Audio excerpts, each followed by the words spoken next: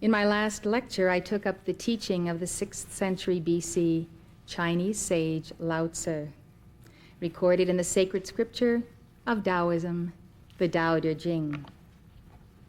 In our study of chapter 38, we learned the significance of two central concepts in the Tao Te Ching, the Tao and the De. The Tao is the all-pervading principle of the universe, the first cause, the absolute. De, commonly translated as virtue, is inner potency, or the power of the Tao in man. It is also natural goodness that is the result of the Tao functioning in man and in the universe. We also learned about the qualities of those who have superior De, that is, superior virtue, hence power. The person with a superior De does not proclaim his good works.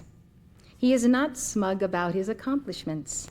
He is not concerned about outward propriety. His virtue is an inward quality. Above all, his power and goodness come naturally. As it were, they are part of the very fabric of his being. Today we turn to chapter 39, where Lao Tzu describes how the Tao undergirds everything that exists, and how without the Tao, nothing can exist.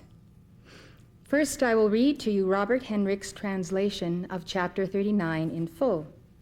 Then I will give you the interpretation of scholars and my own commentary. And so Lao Tzu writes, "Of those in the past who attained the One, heaven, by attaining the One, became clear. Earth, by attaining the One, became stable. Gods, by attaining the One, became divine. Valleys, by attaining the One, became full. Marquises and kings, by attaining the One, made the whole land ordered and secure. Taking this to its logical conclusion, we would say, if heaven were not by means of the Tao clear, it would, I'm afraid, shatter. If the earth were not by means of the Tao stable, it would, I'm afraid, let go. If the gods were not by means of the Tao divine, they would, I'm afraid, be powerless. If valleys were not by means of the Tao full, they would, I'm afraid, dry up.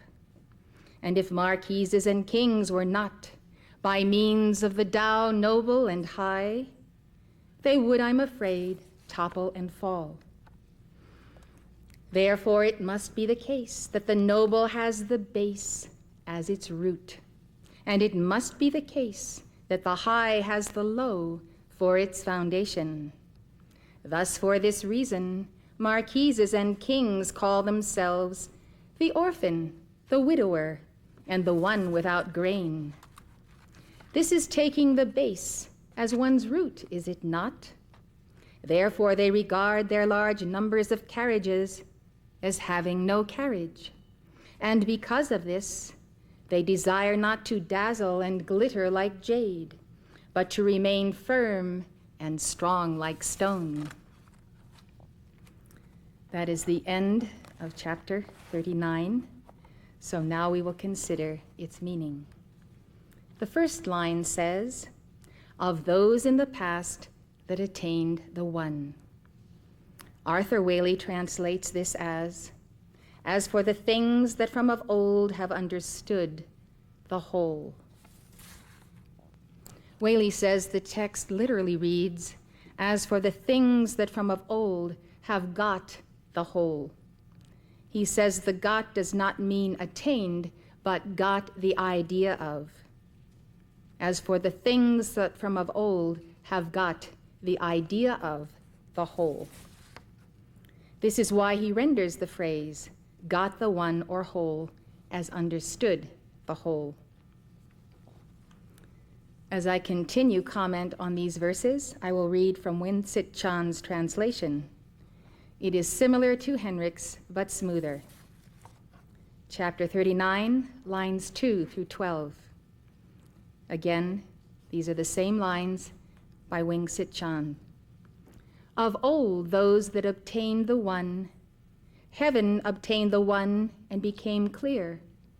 Earth obtained the one and became tranquil. The spiritual beings obtained the one and became divine. The valley obtained the one and became full. The myriad things obtained the one and lived and grew. Kings and barons obtained the one and became rulers of the empire. What made them so is the one. If heaven had not thus become clear, it would soon crack. If the earth had not thus become tranquil, it would soon be shaken. If the spiritual beings had not thus become divine, they would soon wither away. If the valley had not thus become full, it would soon become exhausted. If the myriad things had not thus lived and grown, they would soon become extinct. If kings and barons had not thus become honorable and high in position, they would soon fall. Translator R.B. Blackney comments on this chapter. The use of the one is, of course, a synonym for the way, or the Tao. It indicates the unifying character of the way. This poem is an assertion that the way is immanent everywhere. Winsett Chan says that the one, also referred to as the Great One, is equivalent to Tao, but has different connotations. Tao denotes the way, the principle. The one, on the other hand, denotes unity and simplicity. The uncarved block before it is split up into individual things, and the number that is not relative to other numbers. It is things merged into one. It is consciousness without division. It also denotes the beginning and the origin of things. Zhuangzi used the concept of the one in still another sense. He described it as the synthesis of all opposites. He says, "The universe and I exist together, and all things and I are one." That is a beautiful Taoist mantra. Let us give it. The universe and I exist together, and all things and I are one. The universe and I exist together, and all things and I are one. The universe and I exist together, and all things and I are one. According to him, all distinctions and contraries are combined by Tao into one. For us, this is equilibrium of yin and yang. Holmes Welch writes, the chapter is Lao Tzu's clearest definition of Tao as the order of the universe. It is the law of nature. Tao is not identical with the universe, and yet it is at work everywhere within it. Tao is impersonal and beyond the reach of prayer. In the West, mystics generally regard God as personal, while most Eastern traditions regard God as impersonal. I don't believe that the Tao is beyond the reach of prayer, and I don't see how anyone could so circumscribe the limitless Tao. Eastern and Western traditions see God as both personal and impersonal. The impersonal aspect is reflected in the Tao and Brahman, but the personal aspect is seen in myriad Buddhas and Bodhisattvas and the Hindu pantheon of gods and goddesses. And so we can pray to an impersonal God and a personal God. In the West, God the Father is impersonal, but God the Son is personal. Saint Germain gave a teaching. He said, Father is the impersonal impersonality. The Son is the impersonal personality. The Mother is the personal personality, and the Holy Spirit is the personal impersonality. To me, that sounds like a bit of Taoism all in itself. Translator Ellen Chen says, the central theme in the previous chapter, in order to be what it is, a being must revert to its origin, is elaborated in this chapter. Every being becomes what it is by returning to the one from which it comes. In this chapter, the one is what endows everything with its specific nature, so that it is what it is. Just as among numbers, the number one is the smallest, and yet the beginning and foundation of all numbers, so the one is Tao. It is the great creative ground coming forth as the small to become the world, which is the great. The meaning of the one is consistent throughout. It is the humble and small, born of the nothingness of Tao, to serve as the ground of all beings. The He Shanggung commentary calls the one the child of Tao.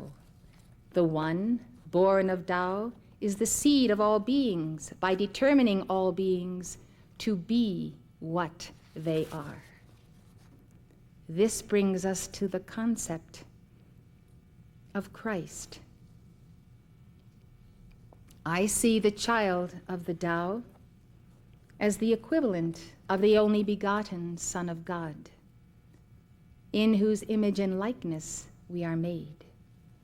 It is the universal Christ individualized for each one of us, in the person of the Holy Christ Self, also shown in the chart of your divine self. So the one is born of the Tao, even as the Son, one manifestation of the universal Christ, came forth from the Father, or as we would say, the Father, Mother, God. The seed of all beings, it is like the seed of Christ, or the seed of Buddha that resides in all of us. And as we nourish the seed, we become the fullness of that seed. It is the image of Christ that God made that determines what we are and what we are to be. We do not see the only begotten Son as confined to Jesus in the Orthodox Christian sense of the word. We see Jesus as the full incarnation of that one because he became one with the great Tao. And by his example, we can become the incarnation of that one that was born of the Tao. Here is where the great mysteries of Christ converge with the mysteries of Lao Tzu. The one is the germinal seed of all beings. Through the one we become who and what we are meant to be. If you pause a moment and meditate and feel what you feel as the seed of God, it is the point of identity. It is like the center of a great spiral of being. And because that seed is at the center of our being, we know we can fulfill the full potential of that seed. And that seed goes back to the sense of potency, the potency of the Tao. Through the one we return to our point of origin, which we call the great central sun. The great central sun can be called the great Tao. Chen continues her commentary. All the great creative forces in the world become what they are by attaining and preserving the one as the core of their being.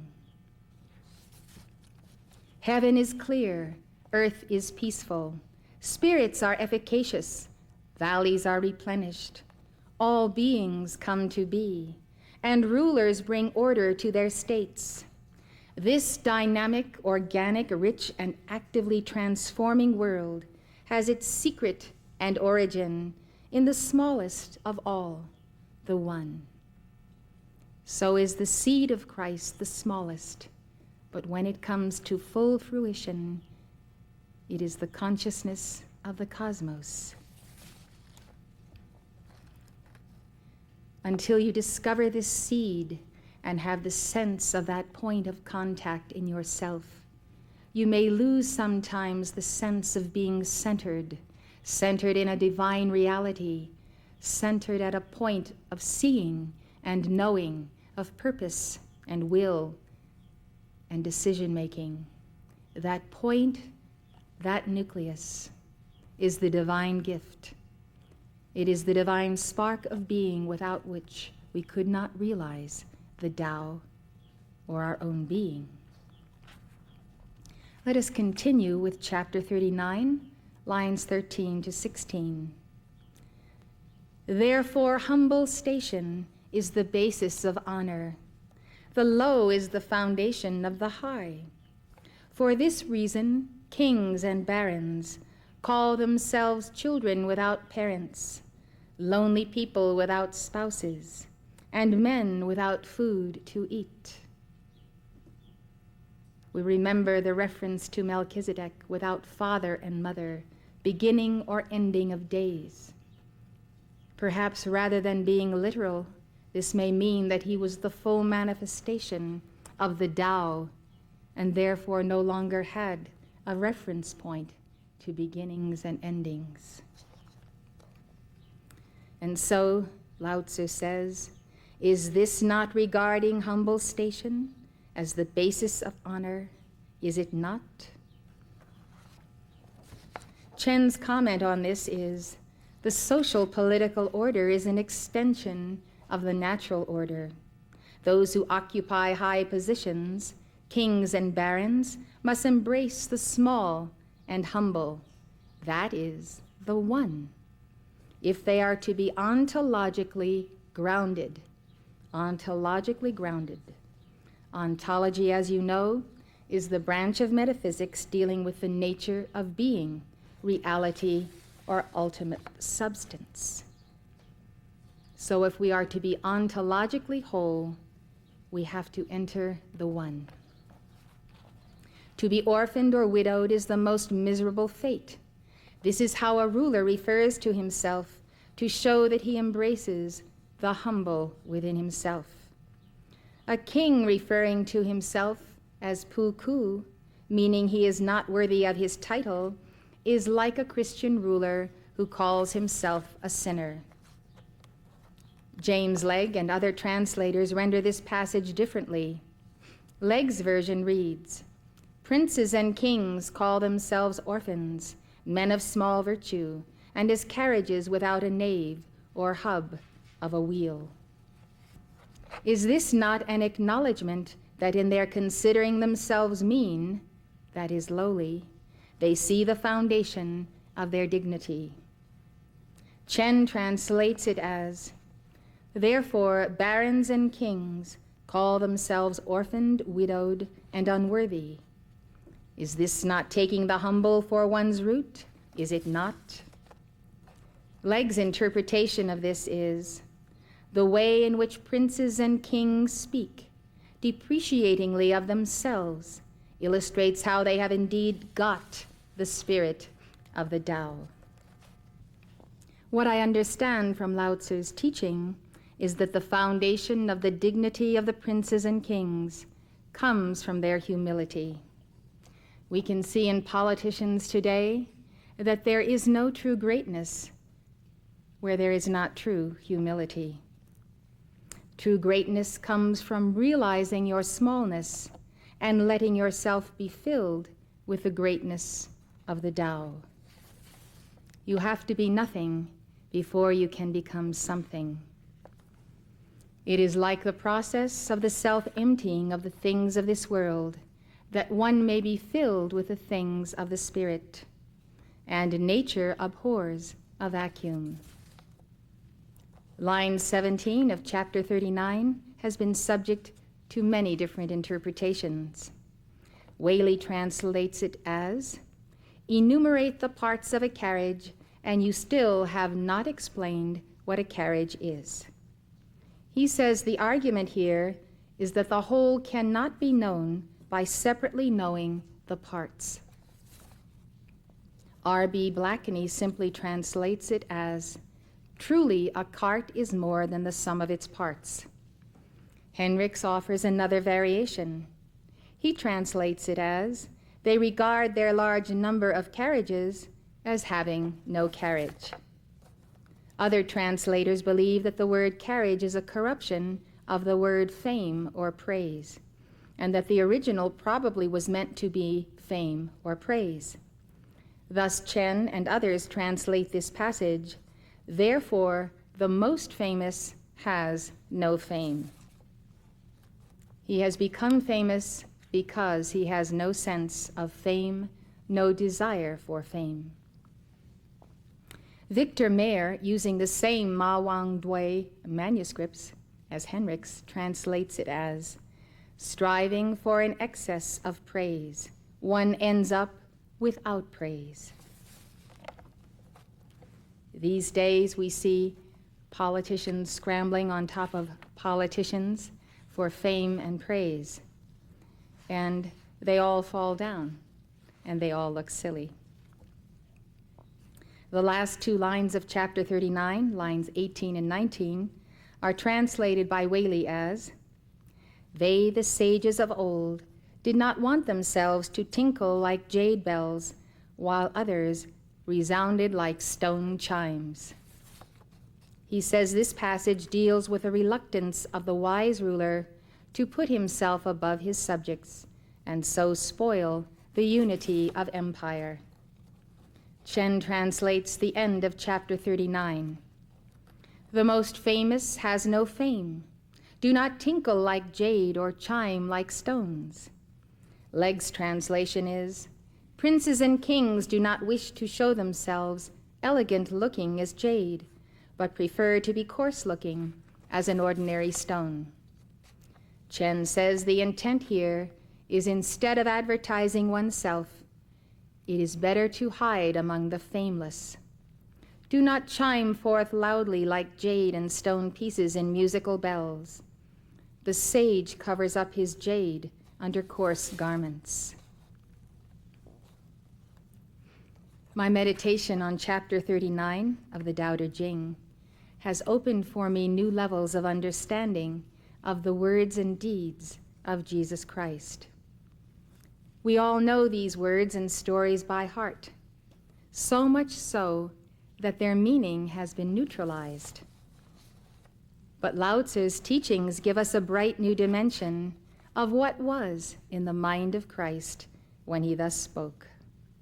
In chapter 39 of the Tao Te Ching, Lao Tzu teaches, the noble has the base as its root, the high has the low for its foundation. Jesus understood that only the meek and humble who embrace the base, which is the one or the Tao, can reach to the heights. He not only taught this, but he exemplified it in his own life over and over again. It is amazing how many passages I have found that are pure Taoist in their statement, right out of the four Gospels. Jesus preached, come unto me, all ye that labor and are heavy laden, and I will give you rest. Take my yoke upon you and learn of me. For I am meek and lowly in heart, and ye shall find rest unto your souls. For my yoke is easy, my burden is light. First of all, let us define our terms. The Oxford English Dictionary defines the word meek in the sense we are using it as gentle, courteous, kind. To call a superior meek means he is merciful, compassionate, and indulgent.